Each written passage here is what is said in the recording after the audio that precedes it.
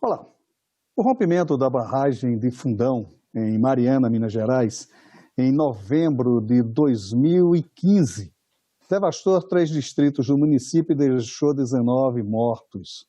Um trabalho conjunto da Advocacia Geral da União, da Advocacia Geral de Minas Gerais e da Procuradoria Geral do Espírito Santo garantiu a aplicação de mais de 860 milhões de reais em ações reparatórias na região. Sobre o assunto, vamos conversar com o Procurador Federal Marcelo Coque Gomes. Procurador, eu acho que deveríamos começar essa entrevista exatamente por aí. Quer dizer, está havendo um trabalho de recuperação da devastação toda provocada pelo rompimento da barragem. Esses recursos, 860 milhões, estão vindo de onde? Bom, saudações, Maurício, saudações a todos. É uma grande satisfação estar aqui presente para poder trazer à sociedade, para poder trazer ao cenário jurídico, social, todo o contexto do trabalho da Advocacia Geral da União, da Advocacia Geral do Estado de Minas Gerais, da Advocacia do Espírito Santo, que é a Procuradoria Geral de Justiça. Bem, é interessante, Maurício, que a gente passe à sociedade um primeiro quadro do que foi o tratamento jurídico do problema do desastre de Mariana. Qual o quadro jurídico que eu tenho? Eu tenho uma empresa responsável, mas uma empresa responsável que não possuía capital suficiente para abarcar a reparação de todos os danos ambientais. Esse é um primeiro passo. E mais, apesar da gente falar o desastre de Mariana, foi o desastre de 700 quilômetros alcançando até o mar. Nunca houve um desastre socioambiental, socioeconômico tão grande como esse. Em termos ecológicos, supera muito Brumadinho. Em termos ecológicos, nós vamos ter uma série de problemas estruturais, tanto na resposta do Estado, quanto nas repercussões dos entes públicos atingidos e na própria sociedade. E esse quadro, Maurício, visualizou a conformação da própria empresa responsável. Eu tenho 2 acionistas da empresa, uma australiana e outra brasileira. E aqui é um ponto importante. O que fazer se a empresa em si não tem capital? O que fazer se o desastre em si não pode ser reparado? E aí eu convido todos a lembrar, por exemplo, do caso de Cubatão. Sim. Não sei se sabem, mas Cubatão nós tivemos, né, Maurício? Foi antológico o caso. Eles, durante anos, o nível de poluição de Cubatão provocou doenças graves na população, né? Crianças que nasciam com encefalias que era decorrente desse sistema de poluição de Cubatão. Né? Perfeito, perfeito. E um cenário que houve uma ação civil pública proposta, julgada 30 anos depois, e que simplesmente proclamou um resultado, mas um resultado sem eficácia. Nós temos um histórico nacional de legislação muito bem concatenada e dificuldade de eficácia. O que as advocacias públicas buscaram foi eficácia. E como ter eficácia perante uma empresa que não tem capital para reparar o dano? Tendo em conta esse cenário, foi formulado um termo de acordo lá em 2016, chamado TETAC, que é o Termo de Transação e Ajustamento de Conduta, do qual participaram advocacias públicas federal, estadual, Minas, estadual, Espírito Santo. E qual foi a maior conquista dessa formulação? As 2 acionistas foram fixadas como responsáveis pela reparação. A vitória jurídica nesse termo foi de tal tamanho que nós evitamos décadas de discussão judicial quanto à responsabilidade do acionista. Porque todos que estão me ouvindo e são versados na área jurídica ambiental vão me dizer, e com razão, que a responsabilidade ambiental é objetiva. Sim, é objetiva pela teoria do risco integral em relação a quem pratica o dano. Mas eu não tenho um único precedente do STJ dizendo de responsabilidade objetiva de acionista. Nós ficaríamos, então, em uma discussão jurídica muito e muito complexa. E mais.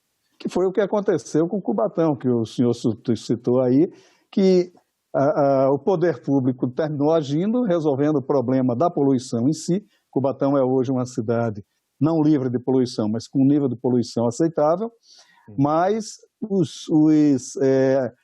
as vítimas históricas do desastre até hoje não foram reparadas. Então a intenção dos senhores era exatamente isso, buscar a reparação o mais imediato possível dessas vítimas. Exato, e buscar eficácia para o ordenamento jurídico. Por décadas e décadas e décadas, os juristas brasileiros trabalharam com a espécie de Éden jurídico, com um direito que deveria ser no mundo ideal, no mundo quase platônico. Eu falo com os meus alunos que às vezes há pessoas que pensam no direito ambiental de Nárnia, em outro mundo. Uhum. E a gente deve pensar no direito ambiental aplicado, no direito ambiental factível. E aí vem a função da advocacia pública como carreira de Estado. Aí vem a função da advocacia pública voltada para a eficácia ambiental, ao mesmo tempo guarnecendo o cumprimento das normas jurídicas e protegendo a legitimidade dos gestores para a decisão de aplicação de recursos públicos. E esse desafio, como foi composto através do TETAC?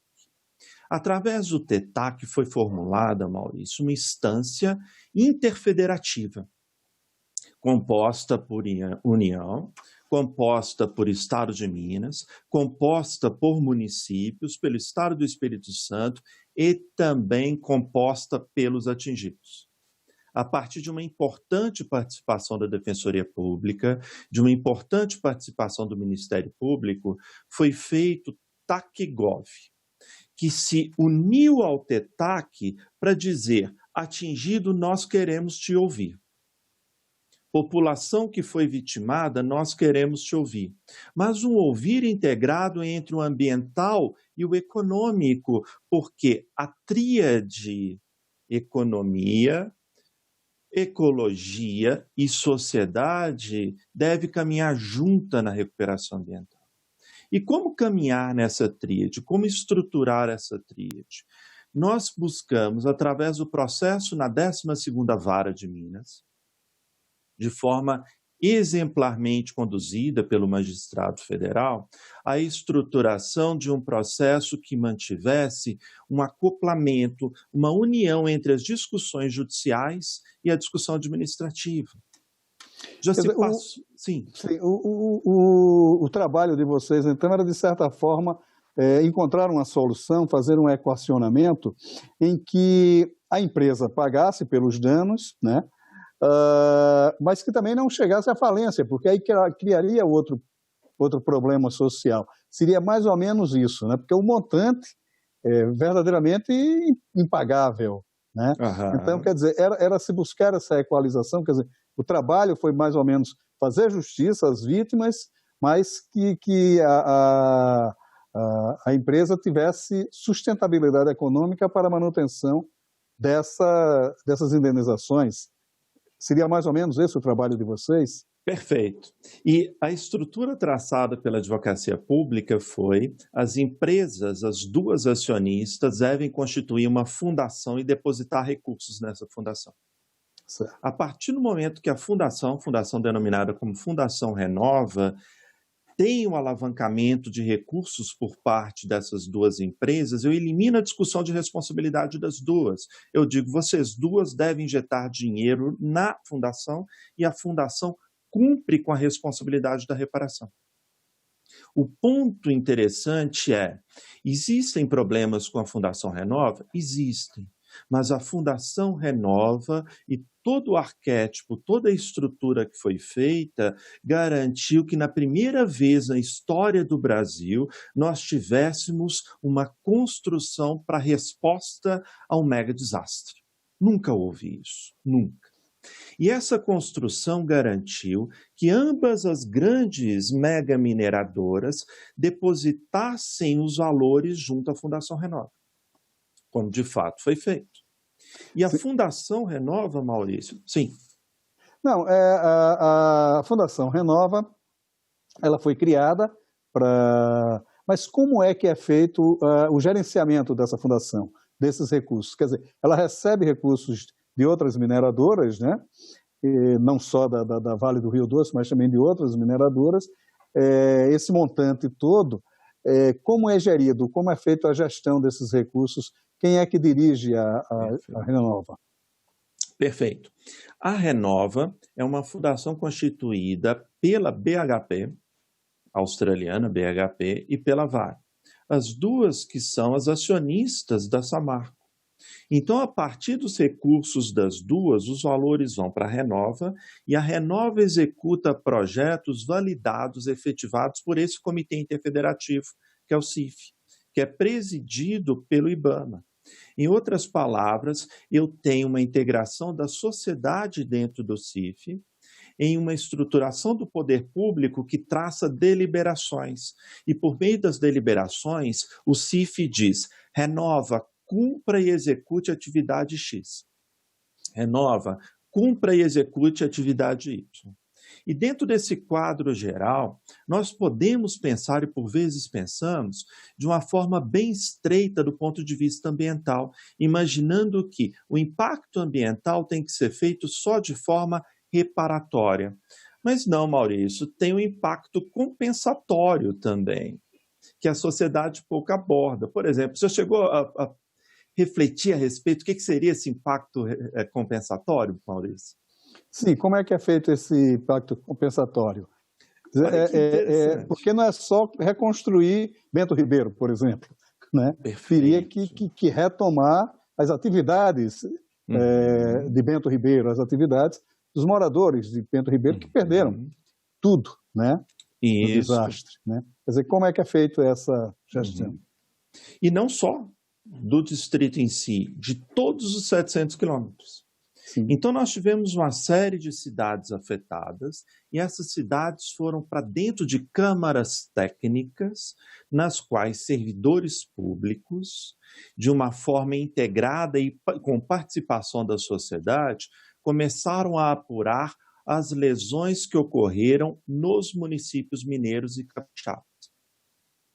E, além das lesões, começaram a verificar formas de fomentar as economias locais, são enquanto pedra angular, enquanto raiz para uma mudança de paradigmas.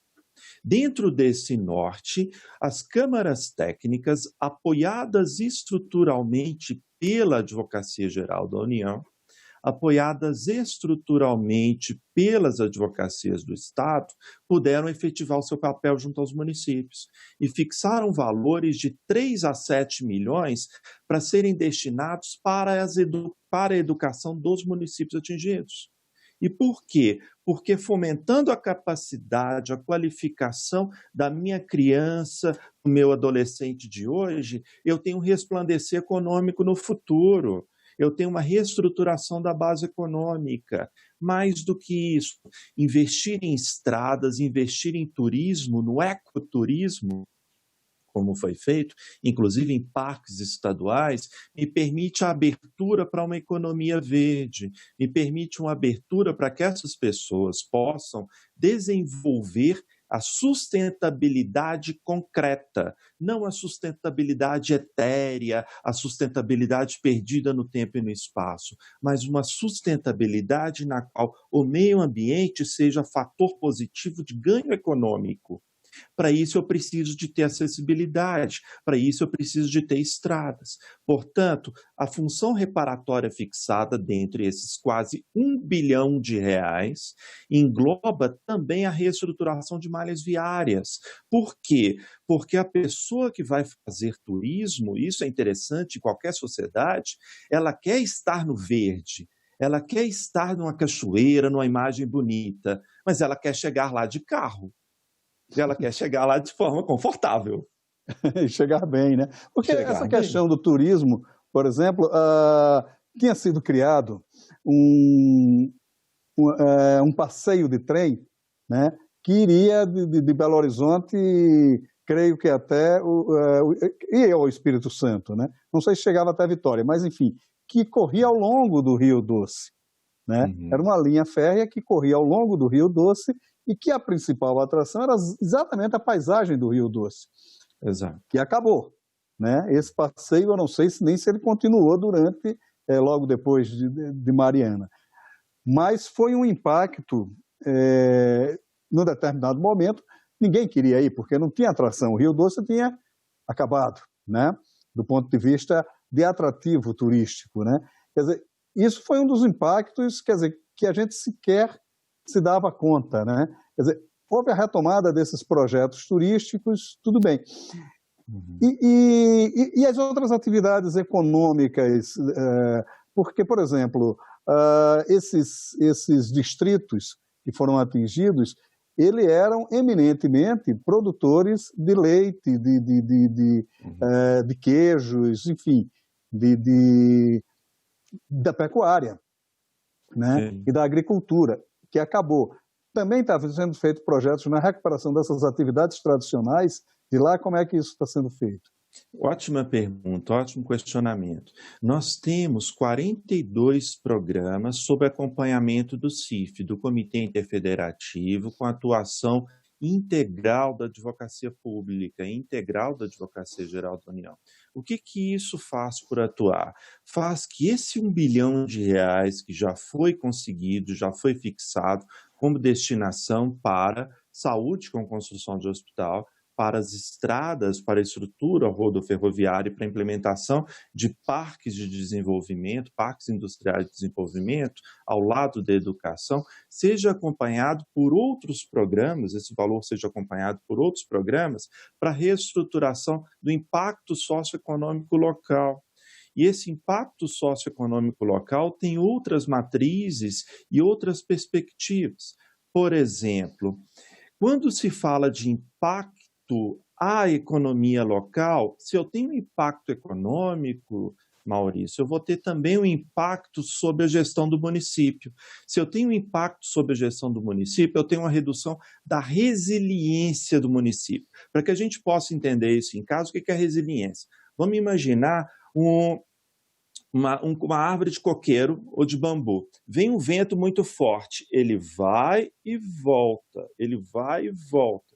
Então, a resiliência do estrutural municipal, do poder público como um todo, precisa ter uma efetividade para vir o desastre e ele voltar.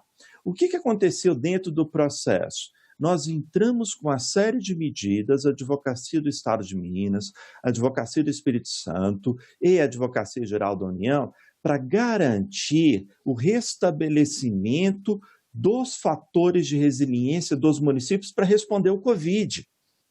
Então, olhem que interessante, foram estabelecidas medidas de resposta ao Covid dentro do desastre de Mariana. E alguém poderia me dizer, não, mas peraí, o que tem a ver o Covid com o desastre de Mariana? Tem muito a ver. E por quê? Porque na medida que aquele município, o estado foi alvejado com queda de receita, com queda de estrutura, ele teve uma resiliência menor para responder ao desastre biológico do Covid. Em outras palavras, olhem que interessante, isso também é de pouco conhecimento, foram destinados recursos amplos dentro do processo de Mariana para aquisição de respiradores, para aquisição de estrutura para a resposta ao Covid. E qual que é a lógica que foi muito concatenada? A partir do momento que o meu município foi fraquejado, a partir do momento que o meu estado foi fraquejado, ele ficou prejudicado lá na frente para poder responder à pandemia. Portanto, as empresas devem responder e devem compensar pelo nível de decréscimo na resiliência que elas provocaram. Quer dizer, o programa em si, ele tem uma amplidão maior, então. Quer dizer, ele não é só reconstruir as cidades, os distritos perdidos, retomar as atividades econômicas que esses distritos tinham, fazer a reparação ambiental dos danos, mas, sobretudo, criar novas formas de vivência dessa população, né? Para que elas tenham, essas populações tenham uma certa, um certo renascimento cultural e econômico. Quer dizer, é isso que está sendo feito, esses 861 milhões de reais estão sendo usados neste redimensionamento da região? Sim, exatamente. Um ponto determinante no disaster law, né, que é o direito dos desastres, que é muito pouco tematizado no Brasil, muito pouco, é que o desastre faz parte de um ciclo. O desastre não tem que ser apagado. O desastre tem que ser lembrado o tempo inteiro. E lembrar o desastre é reabilitar sociedade, poder público e refletir sobre bases privadas para que a gente possa traçar um novo futuro. Quando se pensa em uma reparação ambiental de um desastre, nós não devemos pensar tal como na reparação de um carro que foi batido, que você vai lá e leva na lanternagem para ficar igual. O que deve se buscar é a construção de um novo paradigma de sustentabilidade e de resiliência em face dos riscos de uma sociedade de massas. Nós vivemos em uma sociedade de risco. Nós vivemos em uma sociedade que as pessoas tendem a naturalizar o risco. E tender a naturalizar o risco é um perigo muito grande. Eu costumo brincar da seguinte forma: o indivíduo que passa pela primeira vez numa estrada perigosa costuma dirigir com mais cautela do que quem passa todo dia, porque quem passa todo dia naturaliza o risco. E nós, sociedade brasileira, por vezes naturalizamos o risco. O primeiro caminho para vencer um desastre, enquanto ciclo que se reproduz, é cortar a base que gera a espiral da negligência em face das ameaças. Marcelo, bom, a gente tem uma tradição de ver os efeitos da mineração em Minas desde a luta de Tiradentes contra a derrama, né? Os gritos intensos de Carlos Drummond de Andrade em protesto contra o fim do Pico do Cauê, lá da que hoje é um buraco, lá em Itabira, né? Quer dizer, mas são danos que não tem mais como reconstruir o Pico do Cauê, por exemplo. Lamentamos, Drummond, né? Então, quer dizer, tirar as lições dessas questões todas que aconteceram numa outra visão, numa outra dimensão. E a partir de agora, né, o que é que se espera? O dano ambiental já foi, pelo menos minimamente, corrigido, e a partir de agora, o que é feito? Perfeito. O primeiro passo que é importante em situações de desastre, no desastre nós devemos atuar, eu sei que é complexo dizer isso, mas nós devemos atuar de forma racional e concatenada, pensando com o cérebro e não com o fígado. Isso é importante sistematizar, porque se pensarmos com o fígado, vamos demonizar a mineração. Mineração não tem que ser demonizada, pelo contrário, a mineração é uma forma legítima de ganho, é um segmento importantíssimo na economia de todos os países. E eu ainda destaco o seguinte: outro dia estava numa aula eu dizendo, se não houver mineração de lítio, por exemplo, nós não temos carro elétrico para poder combater os danos climáticos vindos do aquecimento global. Ou seja, a questão não é ser contra a mineração. A questão é como ter uma mineração sustentável, com segurança para a sociedade como um todo. Esse é o desafio que a sociedade enfrenta e que os órgãos públicos enfrentam.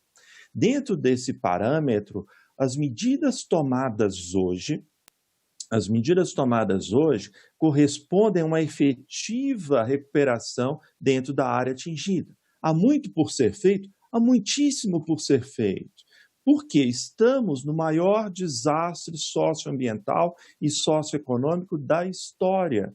Só que temos uma atividade constante.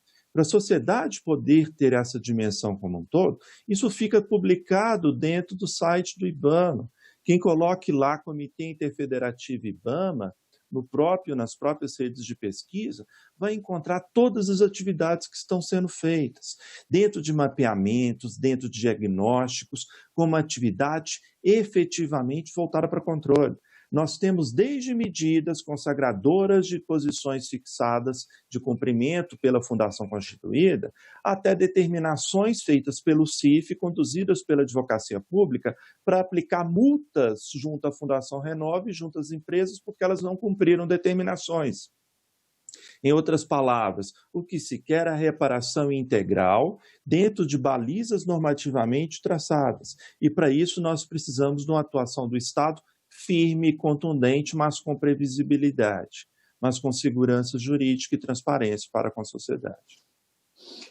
Maravilha, Marcelo. Sucesso para o trabalho de vocês, tem sido um trabalho verdadeiramente meritório e sucesso.